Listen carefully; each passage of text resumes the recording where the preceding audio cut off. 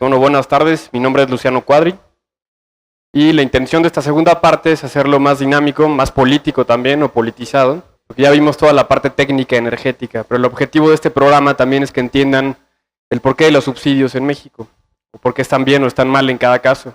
Y para entender por qué de los subsidios hay que entender más o menos cómo funcionan las finanzas públicas, como ya vimos la parte de Pemex, y a su vez para entender cómo funcionan las finanzas públicas necesitamos ciertas nociones básicas de economía que ya todos conocemos, oferta y demanda, pero también conocer por qué hay un Estado. Y al final del bloque hablamos un poco de cambio climático, ya me intercambio con Gabriela aquí, nociones técnicas muy rápidas, pero en un contexto más de política pública, para acabar con ejemplos claros y tangibles. Vamos a hablar un poco ahora de las lecturas que yo les mandé y les voy a preguntar si alguien conoce el Leviatán de Thomas Hobbes o a los contractualistas. Pues no sé si ustedes se han preguntado una u otra vez en su vida por qué tenemos un gobierno.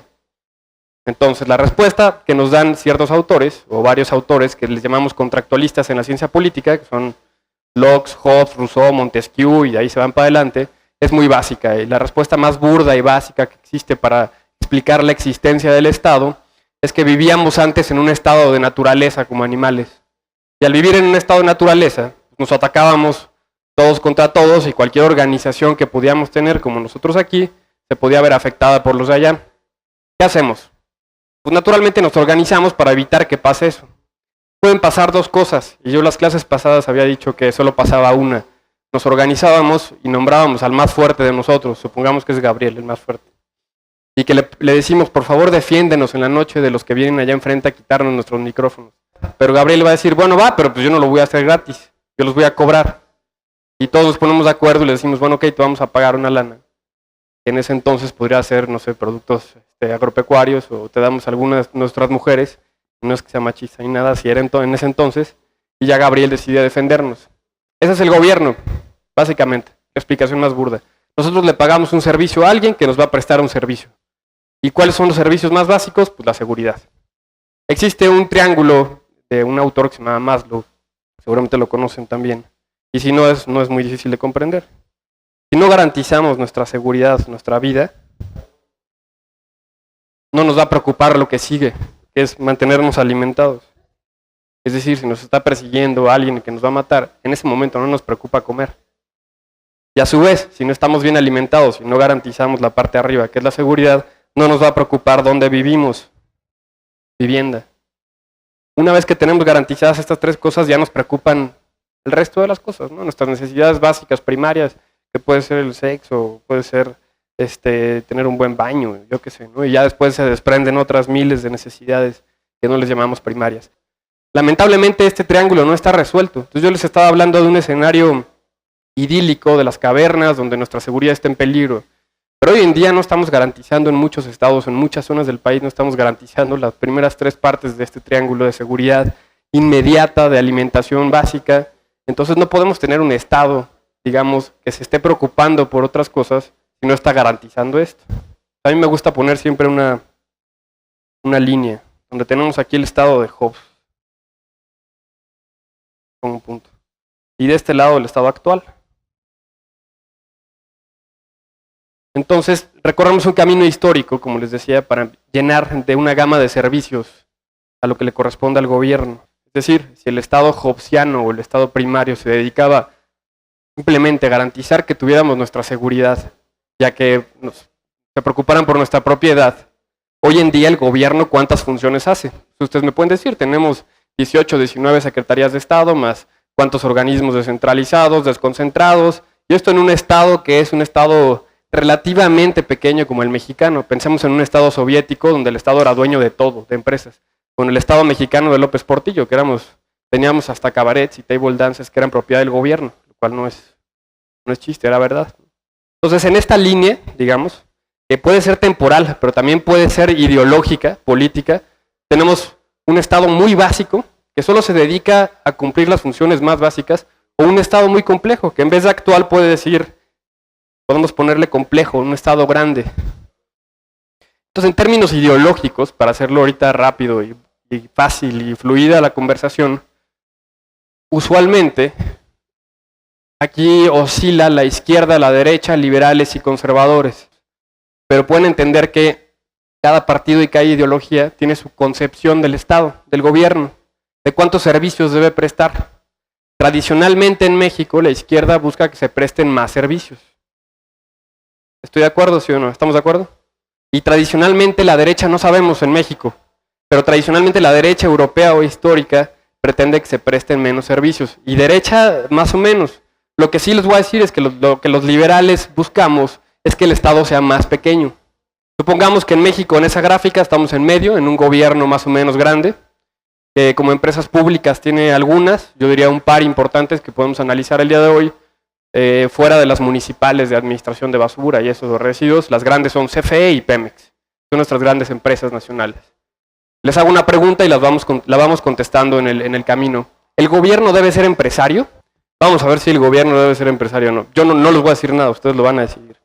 Las finanzas públicas, ¿qué son las finanzas públicas? ¿O qué es el ingreso, el gasto público y de esto que se habla? Tenemos, como lo habíamos explicado, estamos en la caverna, en el gobierno hobbesiano, y tenemos una sociedad. Esta sociedad va a necesitar de servicios públicos. Y estos servicios públicos se pueden entender también como la traducción o interpretación. Es decir, se tienen necesidades colectivas, como hablábamos hace rato. Seguridad, que garanticen nuestra propiedad, salud, educación, se tienen bastantes necesidades. Pues para esas necesidades se requieren recursos públicos y a su vez se requiere que se gasten para satisfacer esto. Es decir, el gasto público que se traduce en servicios va a satisfacer las necesidades colectivas. Y a su vez, para que el gobierno tenga recursos públicos, necesita un sistema tributario. Y se fijan cómo no dice petróleo ahí. Este es el esquema de finanzas públicas. Lo que pasa en México es que este sistema tributario es pequeño en comparación con cualquier otro país y el resto lo aporta Pemex. Entonces, es decir, Pemex está satisfaciendo nuestras necesidades colectivas en 35.1%, como mostró Gabriel en la gráfica de las finanzas. Entonces, está claro, para que exista el Estado, necesita recursos. Y esos recursos vienen de los impuestos, que era lo que le íbamos a pagar a Gabriel. Y esos impuestos proveen servicios públicos que a su vez satisfacen las necesidades colectivas. Agua, luz, drenaje, calle, seguridad, etcétera, etcétera, etcétera. Lo que sí que tiene que quedar claro es que hay prioridades en los servicios públicos. Es decir, si son incapaces de darnos seguridad, que fue para lo que fue concebido originalmente el Estado, pues ¿para qué nos preocupamos porque nos den una empresa pública de electricidad? Entonces, si tenemos estados como Michoacán o como Tamaulipas, que son gobernados por otra entidad, que es el narcotráfico, son los que proveen seguridad, realmente, de hecho, y no es el Estado el que está proveyendo seguridad. Entonces, ¿para qué queremos pagar impuestos? ¿Por qué hablo de esto? Porque esto nos lleva a la matriz energética. El 35.1% de las finanzas están hoy aportadas por Pemex. Porque no es que se vaya a fondos divididos y que Hacienda les ponga etiquetas y de lo que aporta Pemex se vaya a electricidad o se vaya a calles. No, todo entra en una bolsa en Hacienda y Hacienda lo redistribuye. Y los diputados deciden a qué se va cada cosa. Contribución de Pemex al PIB, cómo ha ido creciendo, lo cual es lamentable, porque si queremos una economía que crezca, no puede depender de una empresa estatal, tiene que depender de los mexicanos, de los empresarios creando empresas.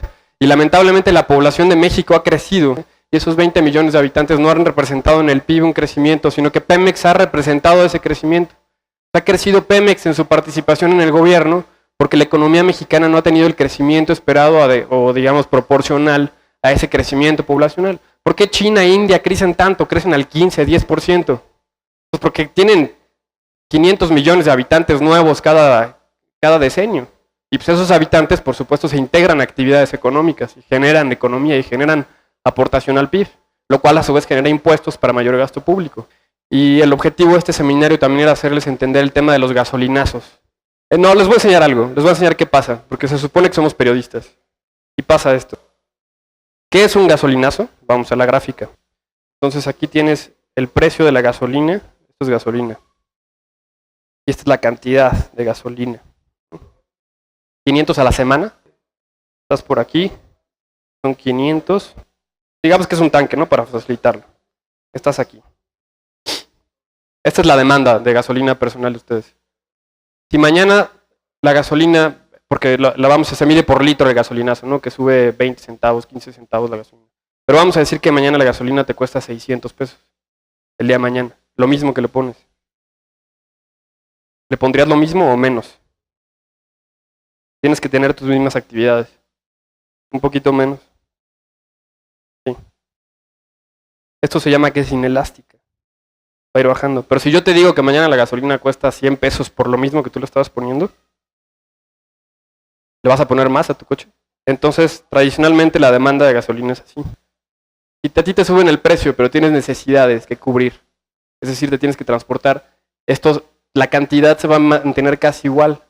Va a llegar a un punto en el que ya no vas a ser capaz de subirle. Pero al revés, si te bajan el precio de la gasolina, pues te le vas a poner más indiscriminadamente. ¿Cuánto está aquí el litro promedio de gasolina? 14 pesos. Y si tomamos en cuenta el combustóleo, que es importante para la producción de electricidad de CFE, que está en 9 pesos, 8 pesos. ¿Saben cuánto cuesta el litro de gasolina en Venezuela? 2 pesos, más o menos, aproximadamente. ¿Y qué está pasando en Venezuela?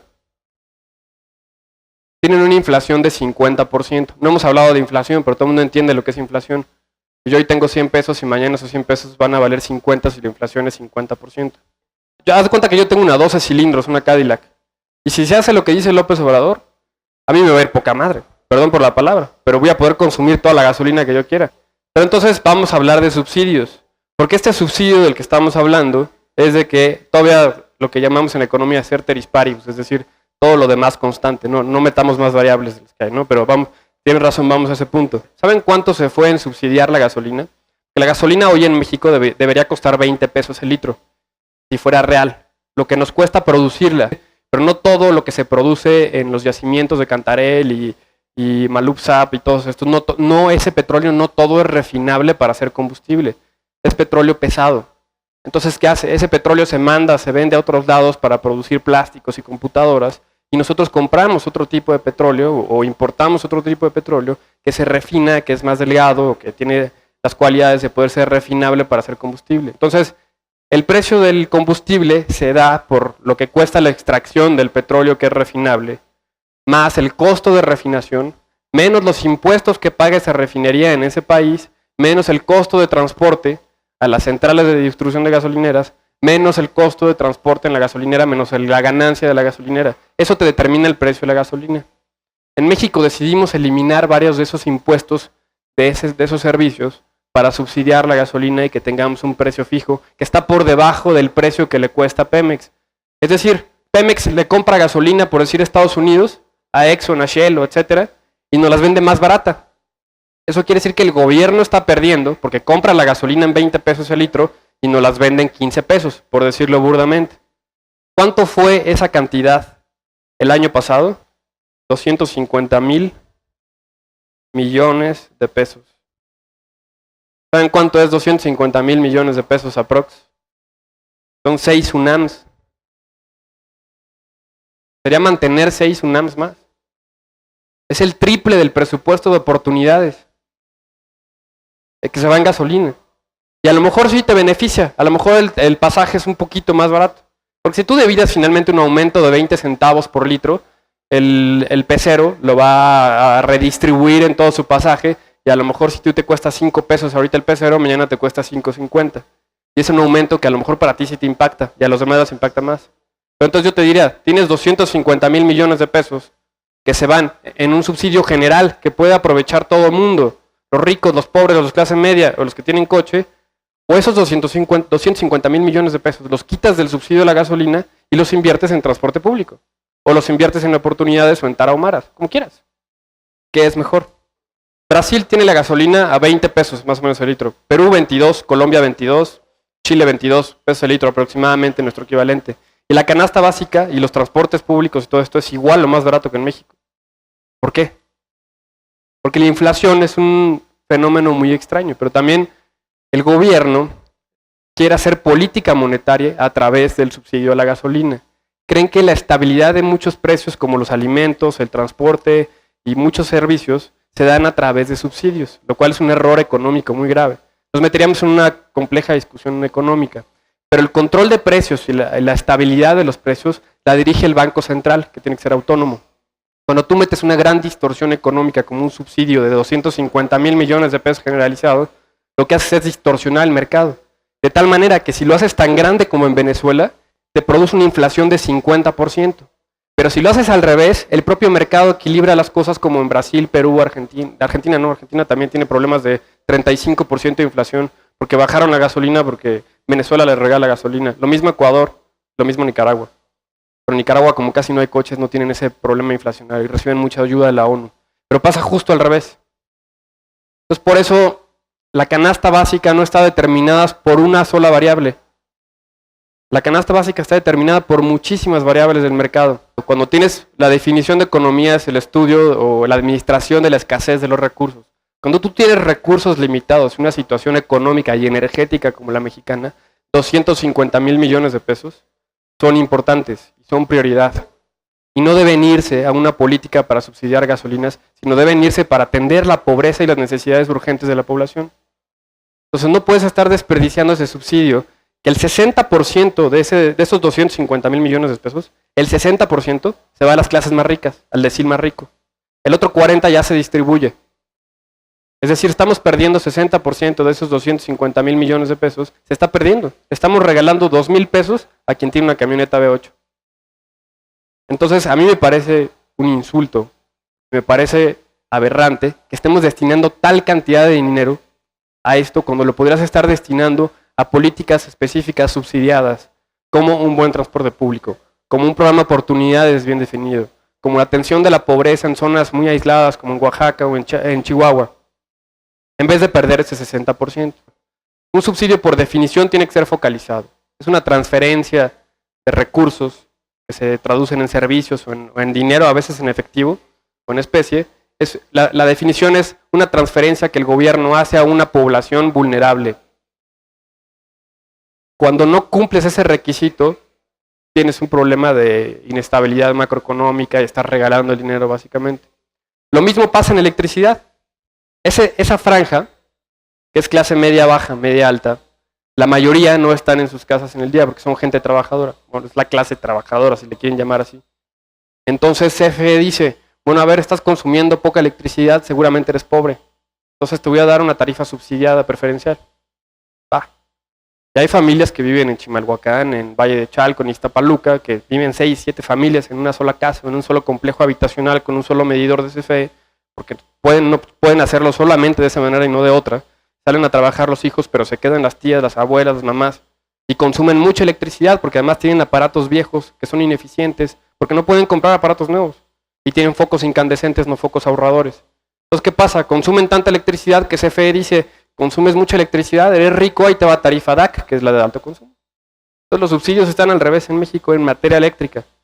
Y no solo eso, ya vimos también con Gabriel, ¿se acuerdan el mapa de la transmisión del voltaje, ¿no? De cómo la red central toma electricidad de las presas de Chiapas y se la lleva al DF, cuando es una estupidez, cuando aquí tenemos muchísima geotermia o tenemos energía solar.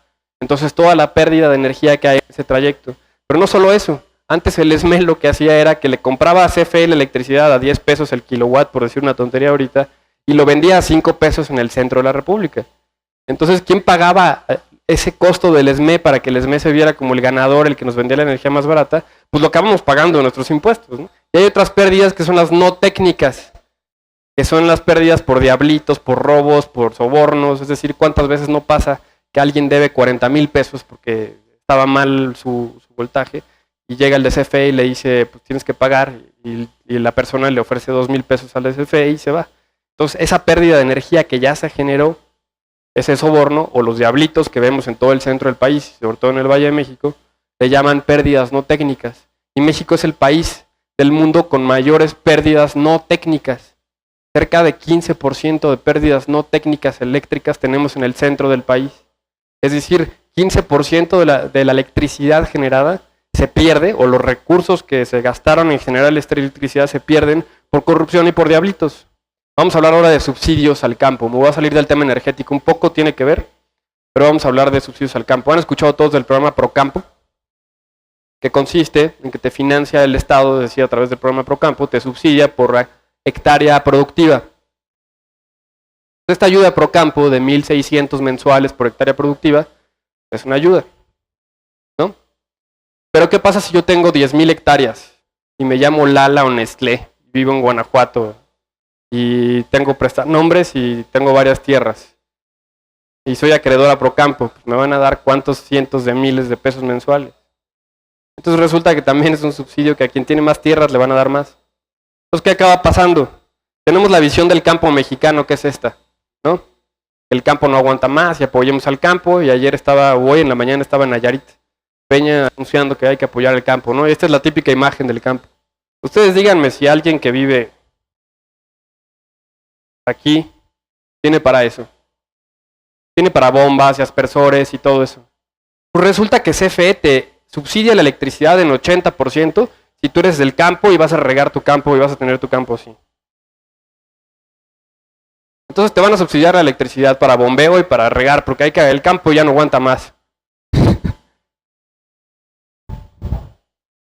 ¿Qué pasa? Coahuila, no eres de Coahuila, ¿verdad? Bueno, Coahuila, tú mencionaste Cuatro Ciénegas hace rato. En Cuatro Ciénegas hay una ANP, área protegida, tiene una gran relevancia geológica, ecológica, tiene unas pozas, ¿sí se ve bien de lejos más o menos? Tiene unas pozas, un lugar hermoso. Y en estas pozas la importancia que tiene es que es un lugar que geológicamente quedó atorado y encerrado desde hace millones de años, por lo cual hay especies de peces, crustáceos y demás animalitos ahí que llevan millones de años y son endémicos. Lala, la empresa de leche, está un poquito situada al sur, fuera de la ANP, pero no hay agua. Entonces lo que hacen es que jalan, como el fracking, justo como el fracking, meten tubos y jalan el agua de aquí. Y esto el lado izquierdo fue hace unos 10 años y esto es en la actualidad. En pozas donde había peces que solo había en esa poza en todo el mundo, especies. ¿Y por qué? Porque está recibiendo subsidios Lala de CFE para bombear la electricidad.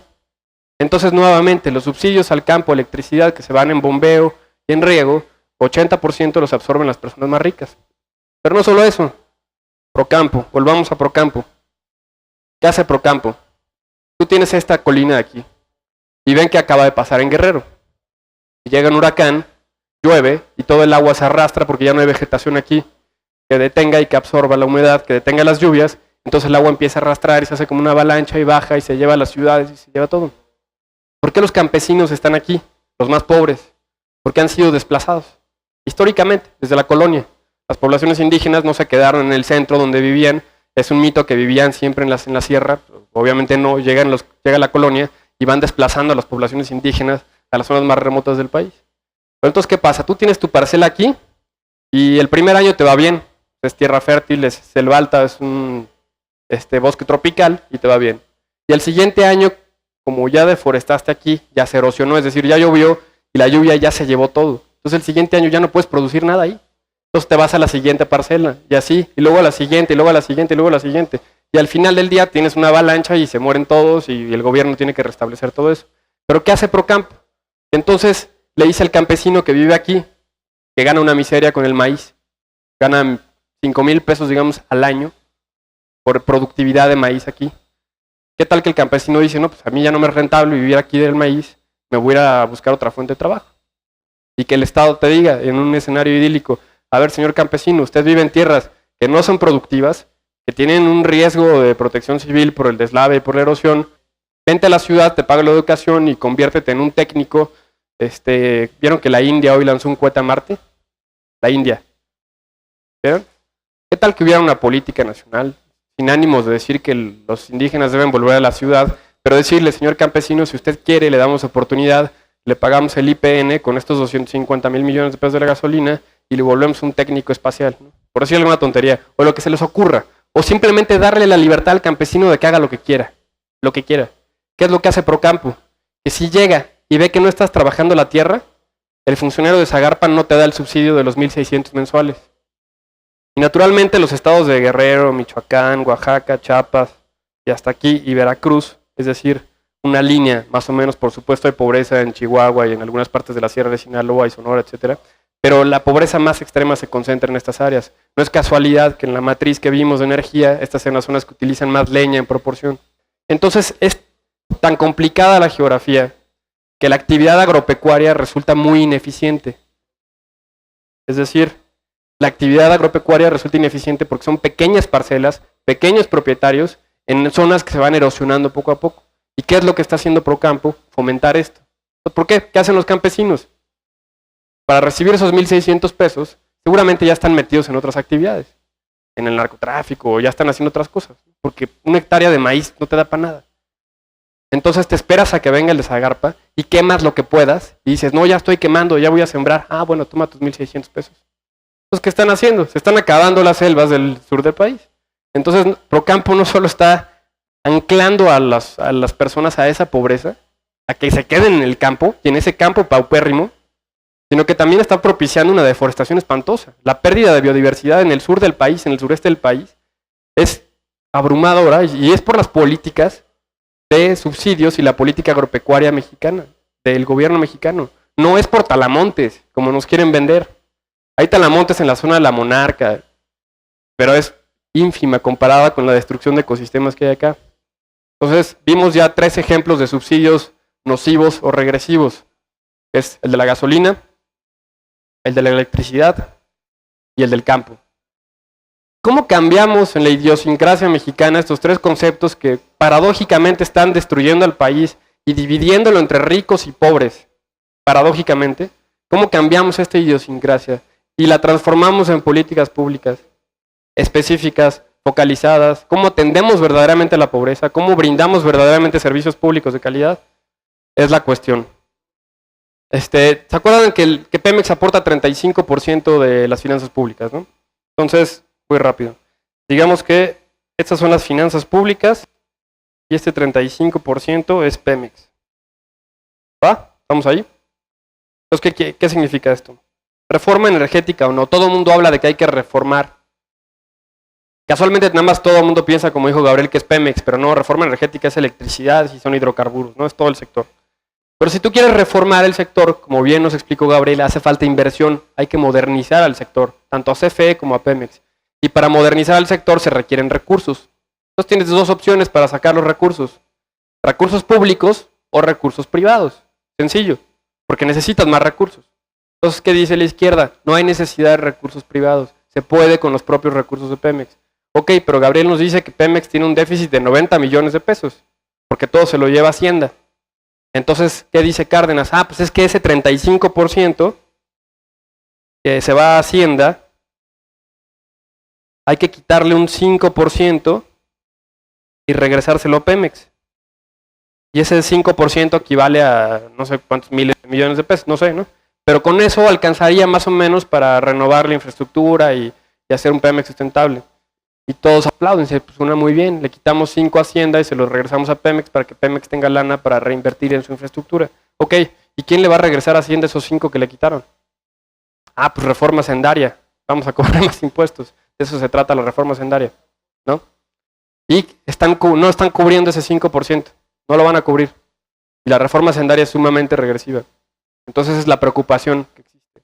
Que si vas a hacer una energética, necesitas, por la dependencia que tiene del petróleo, necesitas equilibrarla con una hacendaria. Pero tiene que ser una hacendaria de vanguardia. El problema es que lo que hicieron fue un juego de cartas políticas, en el que Peña dice, a mí me tienen que aprobar todas mis reformas estructurales y me voy a ir como el héroe de México. Pero la energética jamás me la va a aprobar la izquierda, porque sabemos que para la energética se necesita inversión privada y asociaciones, ¿no? Es absurdo seguir el mismo esquema. Entonces voy a hacer que la energética me la apruebe el PAN, pero la hacendaria, que es la de impuestos, se la voy a dar a la izquierda para que me la apruebe la izquierda. Entonces primero paso la hacendaria para que el PAN haga su berrinche. Ya que hizo el PAN su berrinche, al final va a decir, bueno, está bien ya, no apoyamos la hacendaria, pero ahí va. Y cuando venga la energética, el PRD va a hacer su berrinche y el PAN la va a aprobar. Pero entonces el PAN le va a decir al PRD, oye maestro, yo no quería la hacendaria. Y así se votó en el Congreso y ganó la mayoría. Entonces el juego del PRI es que este juego del Pacto por México, ¿no? De que me aprueban todas las reformas y al final pues van a salir las 3, pero va a salir una hacendaria muy mal hecha con una energética más o menos. Y en 3 años, cuando cambie el régimen fiscal de Pemex y cuando cambie la reglamentación, van a tener que hacer otras reformas hacendarias y no vamos a entrar en un problema económico severo.